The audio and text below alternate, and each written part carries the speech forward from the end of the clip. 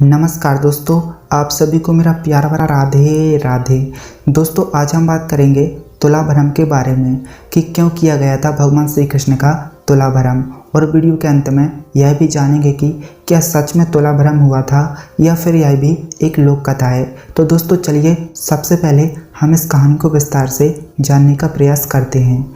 दोस्तों, ये बात उस समय की जब रानी सत्यभामा को इस बात का घमंड हो गया कि कृष्ण उनसे सबसे अधिक प्रेम करते हैं। जब यह बात महर्षि नारद मुनि को पता चली तो उन्होंने इस घमंड को खत्म करने का निश्चय किया, क्योंकि वे जानते थे कि कृष्ण से सबसे अधिक और सच्चा प्रेम रुक्मिणी माता ही करती हैं। नारद मुनि द्वारिका पहुंचे और अपनी लीला शुरू की।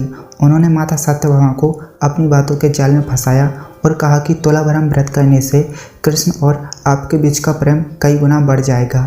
इस व्रत में उन्हें नारद जी को कृष्ण का दान करना होगा और फिर से वापस पाने के लिए उन्हें कृष्ण के वजन के बराबर के स्वर्ण नारद जी को दान में देने होंगे, अन्यथा कृष्ण हमेशा के लिए उनके गुलाम बन जाएंगे। रानी सत्यभामा को उनके पिता के पास रखी हुई मणि का ध्यान आया जो सूर्य देव से प्राप्त हुई थी।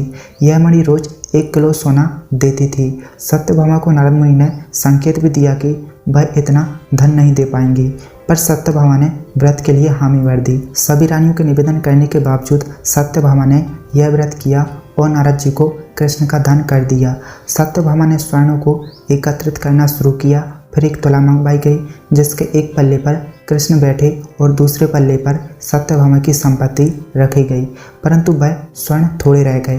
तभी सत्यभामा ने अन्य रानियों से मदद मांगी। सभी ने अपने आभूषण तथा संपत्ति दे दी, परंतु सारे स्वर्ण मिलकर भी श्री कृष्ण के भार से कम निकले। भगवान श्री कृष्ण तो सब जानते थे और कृष्ण वहां मौन बैठे रहे।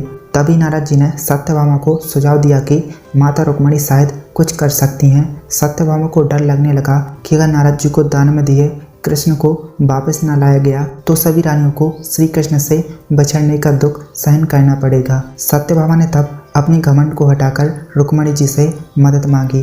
रुक्मिणी ने आकर कृष्ण का ध्यान लगाया और पूजनीय तुलसी का एक पत्ता उन स्वर्णों को हटाकर तुला पर रखा। उस तुलसी के एक पत्ते से श्री कृष्ण का पल्ला हल्का हो गया और अंत में सत्यभामा ने कृष्ण, रुक्मिणी और नारद जी से माफी मांगी। दोस्तों, यह कहानी विजयनगर के सम्राट कृष्णदेव राय के दरबारी कवियों द्वारा लिखी गई प्रबंध काव्यों में से एक से आती है।